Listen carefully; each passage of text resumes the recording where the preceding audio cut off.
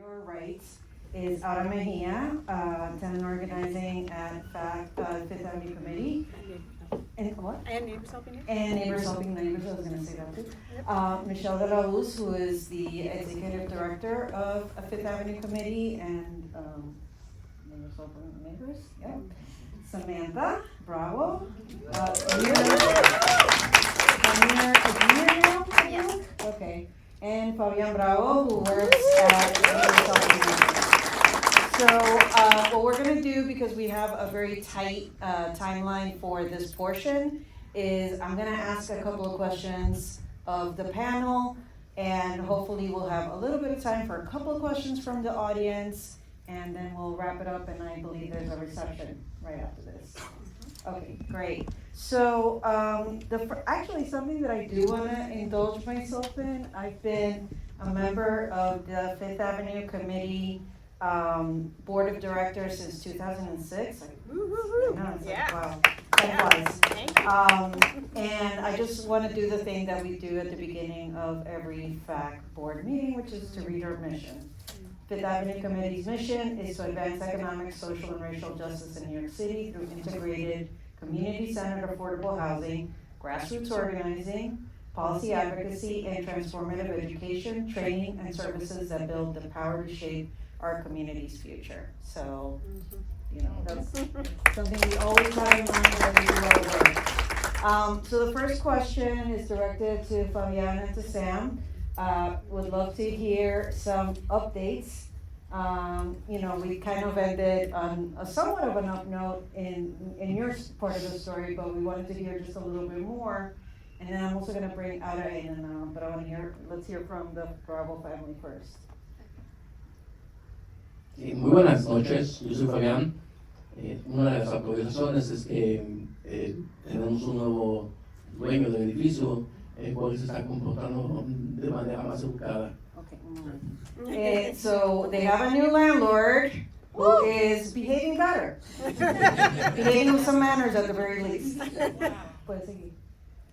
Sí, todo fue a través de que construimos una comunidad con conocimiento y poder. Samantha, do you want to add anything to that?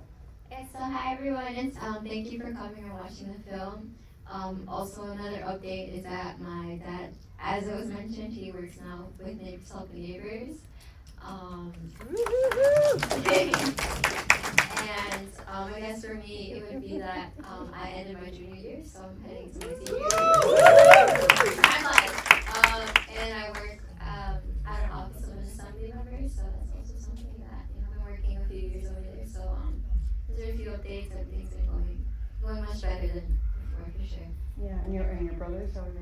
And my brothers, Nathan, who's in the film, my little brother, he still plays soccer. He's heading to high school next year. This year, actually, in September. And my older brother, he works at the library, actually, at the local library. So that's also a great update. Great. And Aura, I guess, we saw this story in one building. So can you kind of talk about what it takes to do this kind of work of organizing building, of working with tenants to organize building by building, and what's sort of how you see the landscape right now doing that kind of work? Thank you. Thank you everybody for coming and see this beautiful film, and especially because it touched very personal to Fabian and Samantha's story, but also Sunset Park families. It reflects all the families in Sunset Park, in Parslow, and all the families that are in a way are facing harassment and eviction. To organize, you have to create a relationship with the tenants. You have to go sometimes door knocking more than one time. You have to build that relationship. You have to bring coffee with the tenants and really talk about personal things. But more than that, you have to really break that barrier and see the fear and make sure that the tenants start losing that fear little by little and making sure that they trust you. And the only way to trust you is to become that part, that dynamic, that community. And it takes time. It's not from one day to another. And you have to come back many times. You have to do meetings inside the building, outside the buildings. You have to listen to the stories. You have to listen to those recordings. And you have to like make sure that you read those letters with the tenants, and that you, that fight that the tenant has in the buildings, it becomes your fight too, because you're part of the community. And when you provide that, that knowledge to the tenants start losing that fear. And it doesn't take from one day to another, but eventually the tenants start getting encouraged, they become more and more knowledgeable, and in a way, they don't need the organizer at one point. And that's the point that we want the tenants to be. When they become a tenant association, when they get the legal representation, when they fight, when they do direct actions, press conference, and then they become very vocal. And we saw that with the Bravo family many times in many press conferences. And this is what brings hope to our communities, because we see that we're building future leaders. And we see it with Samantha, we see it with Nathan. And that's what we need in the community. It's a big fight because it doesn't take from one day to another. It might take years. And that might discourage some of the tenants. But we use those leaders to become the voice, to organize and make sure that we break those fears in all the buildings, in all the tenant associations. And you might say, tenant associations are not something big. It is very big, because it's the foundation of our community, to make sure that in the future, we create more policies in our communities that will protect the tenants and the communities in general. And like I said, create leaders like Samantha. Thank you. So now I'm gonna move from talking about these in the very individual and building by building cases to sort of the bigger systems and the city, et cetera, et cetera. So Michelle, can you talk a little bit about, what the interplay is between these sort of changes at the individual person level, family level, and building level, neighborhood level, Sure. And these sort of bigger systems that we saw in some of these other stories? Sure, first off, okay. Thanks again for everybody for being here, and, congratulations to the filmmakers for, an incredible film that I think gives a lot of insight to some very, very difficult fights here in New York City. And so, I'll just maybe pick up where Auda left off, and maybe pick up on some threads that were in the film. You do have to start at the individual level and understand that the issues that tenants are bringing often represent much larger systems issues that are at play. You saw a little bit of the footage, for instance, from the Asthma-Free Homes campaign, and that came because the Bravo family came into the office at Neighbors Helping Neighbors, basically saying, we need to do something about, our son's asthma. We need our landlord to do something. Well, they weren't the only family. There were many other families where the doctors literally wrote on a prescription pad, we need to get rid of the cockroaches, you need to get rid of the mold. And Auda really seeing this, right? You see the trends, and then you bring the people together, and then obviously this isn't just an issue in Sunset Park, it's an issue across the city. And we were, helped found the coalition, Asthma Free Homes Coalition, that led to legislation, we're talking about after 10 years of organizing, but led to passage of legislation that now requires landlords to actually remediate these issues in their homes when there are asthma triggering their homes. Now, that's major when people might be familiar with the social determinants of health and the fact that everyone thinks you need a doctor, we all need to go to the doctor, but one of the biggest determinations of our health is actually the condition of our housing and whether or not we have access to quality housing. So that is a systems change issue, right? When you pass legislation at the city level that affects millions of people, that is what your story did, right? And that's what getting connected to organizations like NHN and Fifth Avenue Committee can do, and what coming together can do. There's another piece of follow-up on the deed theft story. So, in 2023, Governor Hochul signed legislation, and you saw the hearing that happened there, the state Senate hearing. Well, there's now legislation that is more actionable so that deed theft can be prosecuted. You heard the stats about over 3,000 cases were filed, but only 29 were actually prosecuted. Well, partly that was because there needed to be some additional legislation to make it easier to prosecute. And so that legislation has now passed. So those are some of the systems issues, or the systems of issues that need to be addressed. Some of it's through legislation, some is through enforcement. The New York City Commission on Human Rights, for instance, didn't used to look into the kind of harassment that the Bravo family experienced. That was also city legislation that was passed that made that an actionable thing. The other systems level issues, though, is the reality is the lack of affordable housing in New York City is due to many, many different factors. One thing is the lack of supply. One thing is that the supply that does exist is not at the affordability levels that is needed in order to meet families' needs. Part of it is that there is simply not enough political will to invest in housing and affordable housing at the scale needed to address our housing crisis and our affordability crisis in the country, in the state, or in the city, right? And so that needs to be demanded. I mean, we have a president who's actually talking about rolling back, literally making cuts to Section 8. Section 8 is a federal rental subsidy program that only 1 in 4 people who are eligible receive the rental subsidy. Talking about putting time limits and work limits on public housing and rental subsidies. Like, this is what we're up against. And this is why the organizing is so critical and why challenging things legally is so critical. Thank you. And then this is gonna be my last question. How much time do we have left? Does anybody? 5? Okay. 5 or 10? I saw 2 hands. 10, okay.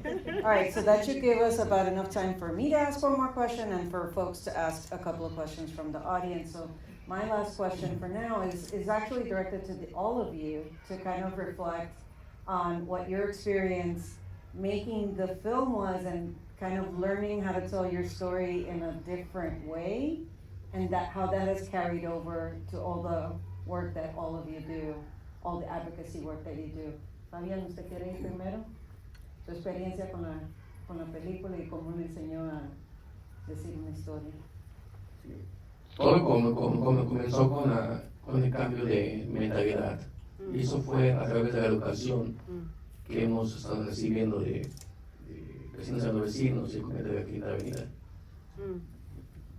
All of that changed with the change of mentality and gaining more knowledge through the organization Neighbors Helping Neighbors in Fifth Avenue Community. El poder que nos dan al ser humano, ¿sí? De construir el poder de uno mismo y el poder de la comunidad. The power they give to us as humans also translates to power to the community. Y eso fue lo que llevar ese mensaje y hacer conciencia a la comunidad que se puede defender, que debemos luchar por nuestros derechos. Bringing awareness and importance to the issue to basically also just bring to light to the community. Que vayan y que busquen ayuda, apoyo a las organizaciones, y que tengan paciencia y que tengan mucha fe. To go seek help to these organizations and to have faith that they will help you. And patience. And A lot of patience. Paciencia también. And Samantha. Samantha, sorry, Samantha, talk about Your own your experience working on this project and how it might have changed a little bit your perspective on on where your story falls in this bigger story? I think that when throughout this whole experience, I realized that we were one of many thousands, millions of families who were going through labor harassment, through this unjust system, and I realized that it was important to bring to light. And I also realized that in a way it was also a privilege because not many people had the opportunity to talk about these issues. And so we weren't just talking about our family, we were talking about millions of families. And we weren't just one voice for ourselves, we were a voice for millions. And so when you have that in your mind, you also realize that you have to be very, I would say, careful with what you say, because you want to talk about the most important things of the issue. And this documentary, this whole situation gave us opportunities to do that. Wonderful, thank you. And you got something. I mean, I would just say that it is so important to see the level of action and empowerment. It's almost like when you're in the moment, you don't fully realize how powerful it is, or to capture people's stories, to capture the reaction of elected officials, to to connect the dots between all of these issues. And obviously, Steph and Ellen did that so well. I think that is one of the things that is most powerful about this film, is that it brings obviously not only the direct experience of those involved, but it provides some of that narrative to help connect the dots. And a lot of times when you hear in the news these stories, but you won't necessarily understand the context, or the policies that are behind it, or why it happens the way it does. And because they were able to do the 360 on the various stories, that's what makes it so much more powerful. And honestly, that is the kind of small d democracy we need to have, where we connect the personal stories with the public policy that has led to the personal stories, or the failure of the public policies that have led to the personal stories, so then you have a clearer vision for what needs to change in the future and how it needs to change. And so to me, that's one of the most powerful aspects of the film, and that's one of the things I most deeply appreciate about it, and why I think it's so successful. For me, I think it's the personal stories. I think it's important to have that narrative, and the way they did it with the timeline, it was really important, and it was so wonderful to see, especially Samantha. Samantha, how brave she was in the public hearings and also the press conference, and see her now. That only showed me that, Tenant Association creates leaders. Community creates leaders, and that I'm very hopeful for the future that is coming, just because I know that with the knowledge that Samantha has, Nathan have, and other young tenants in our community will build that, and will continue bringing those policies to the city and to the state, and maybe federal too. So this is something that brings homes, and make me brainstorm a little bit more, like how can we make those changes? What else can we do to make sure that we continue working in the community, not only with tenant associations, not only with the community of Sunset Park, but covering all the communities and making sure that we pass those laws that are going to continue protecting tenants and homeowners too. Great. Do we still have time for like 2 questions? Yeah, 1 question. Okay, so we're gonna have to do it's gonna be like the housing lottery. So I will bring the mic to you. 2 questions. Okay, we got a bonus question. So I'm gonna bring the mic to you. If you start making a speech, I'm gonna yank the mic back. All right. So any questions?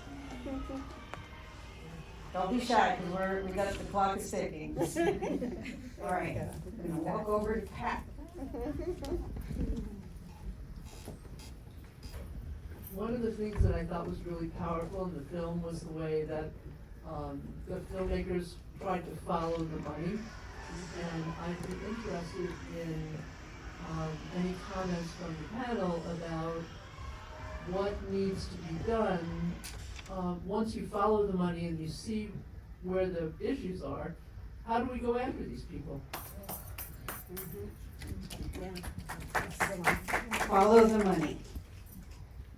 It's interesting you should raise that question because some people may know that a law was passed at the state that for LLCs, the local, limited liability corporations, that folks were supposed to start, that the names of the folks behind the LLCs was supposed to begin to be disclosed, and the governor quashed that, and now it's only, you have to have certain access in order to get that information. So we still need more tools to follow the money. And that's the main thing that I would comment on, I guess. Okay, coming right over. You said there's a law that makes it easier to prosecute those guilty of deed theft. So has that happened? Have there been more prosecutions? Oh, I can't speak to that personally. I just know the law was passed in 2023, so I'm not, that's not an area of expertise that I have, although I'll just say this, that, Neighbors Helping Neighbors our organization is also a HUD certified counseling agency and does do a lot of foreclosure counseling. And so we see a lot of these cases, and so we work with homeowners who have experienced this and work with the local DAs and things like that. But hopefully we'll see it over time. These cases, as you saw, are not fast cases. All right, so to wrap up, we're gonna be good organizers and we're gonna give everybody here a call to action. So Samantha, do you wanna take it away and talk about the Rent Guidelines Board? So this Monday, the Rent Guidelines Board, if I say that, Rent Guidelines Board is made up of 9 people chosen by a mayor. And so a portion of them is for tenants. Another portion is for real estate or landlords, and then another one is more so like the people or the community, they're not public, yes, public members, and they basically are the ones who decide whether or not rent is raised and by how much. And so it's kind of surprising that 9 people make a decision for millions of us, but unfortunately that's how it is. And hopefully it can be changed one day, but for now that's how it is now. And there are hearings throughout the city that people, the public, all of you, can come and give a 2-minute testimony on why you think that the rent should not go up, or it should freeze, or it should go down. We all want it to go down because we don't agree with the rent increase that they're doing now. And so this Monday they're going to have one in Brooklyn. And of course, we're going to be testifying, and I think it's important that everyone here testifies and explains why they think that the rent should not be going up. There's a lot of reasons why, as you saw in the film, and it's really important for you to use your voice and use those 2 minutes of the day to really use your voice and bring light to the situation. Dozens of people come and people chant, and it's very emotional for many people, but it's really worth it. You really see the unity between everyone in there, especially the tenants. A few landlords go in, but it's mostly tenants, and it's really important to use your voice. And do we have information on how folks can sign up? We have flyers in the lobby. Okay, we have flyers in the lobby for you to, if you wanna go and testify. And also that QR code up there will link to that information as well, to testify RGB. Alright, well, I guess we're gonna go to a reception now. Thank you very much. Thank you so much to the Firehouse for this lovely screening room. And thank you to the filmmakers and everybody involved for, not just putting the film together, but putting it together.